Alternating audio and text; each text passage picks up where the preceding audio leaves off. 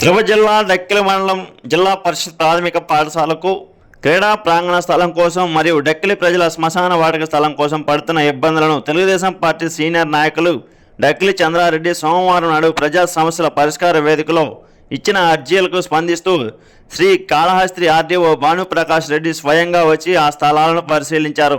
Survey number 112889లో 2 ఎకరాల 30 సెంట్ల స్థలాన్ని పరిశీలించి ఆ స్థలాన్ని స్కూల్ క్రీడా ప్రాంగణం స్థలం కోసం కలెక్టర్కు ఈ నివేదికను సమర్పించి తుది నిర్ణయం తీసుకుంటామని తెలిపారు. అలాగే సర్వే నంబర్ 258 శ్మశాన వాటిక స్థలాన్ని పరిశీలించి శ్మశానానికి కేటాయించాలని, అలాగే మీరు కోర్టులో వేసిన దాఖలు కూడా మేము పరిశీలించి కలెక్టర్కు తెలియపరిచి తుది నిర్ణయం ప్రకటిస్తామని తెలిపారు. ఈ కార్యక్రమంలో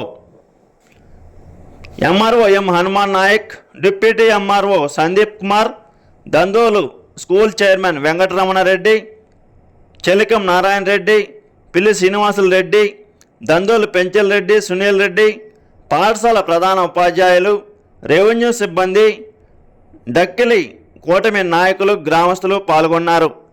5వ తారీఖు ఆగస్టు నెల 2026 రోజున ఇక్కడ డక్కిలి మండలం ఇచ్చేయడం జరిగింది. యాజ్ శ్రీకాళహస్తి ఆర్డీఓ కింద ఈ డక్కిలి మండలంలో ముఖ్యంగా ఒక 3 ఇష్యూస్ కోసం అని రావడం జరిగింది. ఒకటి వచ్చేసి హై స్కూల్ కోసం, రెండోది వచ్చేసి డక్కిలి వాసుల యొక్క శ్మశాన వాటిక కోసం, మూడోది వచ్చేసి పల్లెగోడు మరియు కొల్లితోటలో ROFR పట్టాల కోసం అని ఫీల్డ్ విజిట్ చేయడం కోసం రావడం జరిగింది.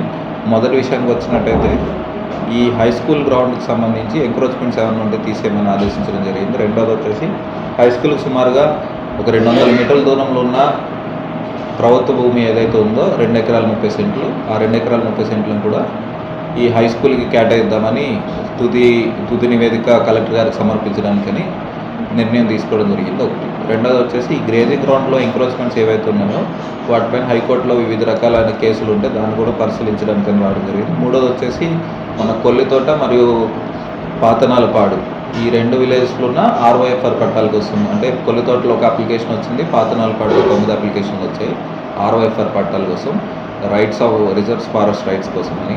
సో వాళ్ళ కోసము ఒకసారి ఫీల్డ్ విజిట్ చేసుకుని దీంట్లో ఏదైతే ఉందో దాన్ని అంతా కూడా సబ్ డివిజనల్ లెవెల్ కమిటీలో పెట్టి నివేదిక కలెక్టర్ గారికి సమర్పించి తుది నిర్ణయం తీసుకోవడం జరుగుతుంది.